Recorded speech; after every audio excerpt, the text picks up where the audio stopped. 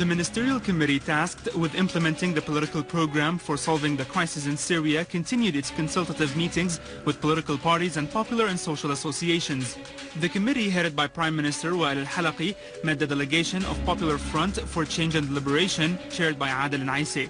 Premier al-Halqi reviewed results of recent meetings to exchange ideas and viewpoints in order to make the national dialogue successful and meet the Syrian people's aspirations. Members of the delegation presented their ideas and proposals in this regard, proposing mechanisms to solve the unrest. They also denounced the acts committed by terrorists and Takfiri groups against public and private properties, in an attempt to destroy the national economy.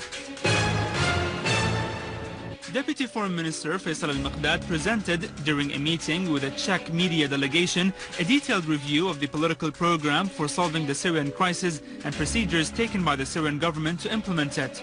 He lashed out at some European countries for standing by Al-Qaeda and its armed groups, including Al-Nusra Front in Syria, providing support to them to commit terrorist crimes, referring particularly to the role played by Britain and France in supporting terrorism. Secretary of Iran's Supreme National Security Council, Saeed Jalili, has affirmed that offering foreign military support to terrorists in Syria in order to kill innocent citizens is unacceptable.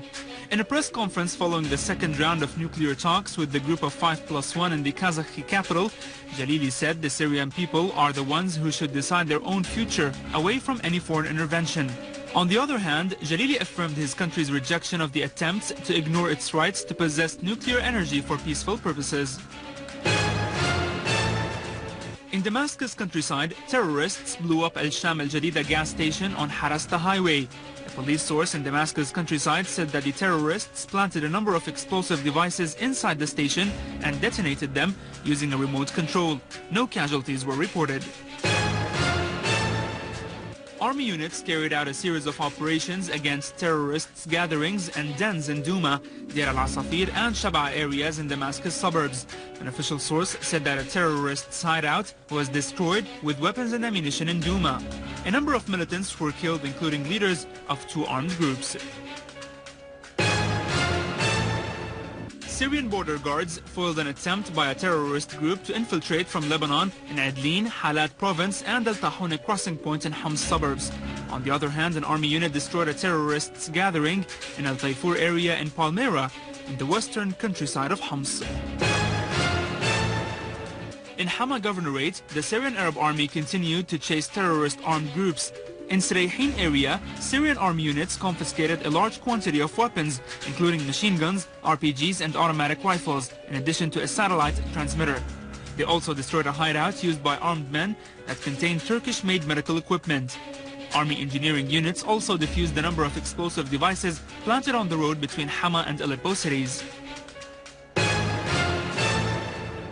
A Syrian army unit foiled an attempt to blow up a booby-trapped car driven by a suicide bomber near a barricade in Saybin in Ariha province in Idlib suburbs. The car was destroyed and the terrorist was killed. Another army unit targeted a number of terrorists in Saraqib, Deir al-Zughb and Al-Hassun crossings near Binnish and Al-Nayrab village. Huge losses were inflicted on the terrorists who were killed or wounded. Syrian army units stormed into a hideout for terrorists in the area of Al-Hawqa in Deir al-Zor city and killed and injured all of the insurgents inside it. An official source said Syrian army units also clashed with an armed terrorist group that tried to attack a military post in Al-Salhiyah area in Deir al-Zor countryside, adding that scores of terrorists were killed.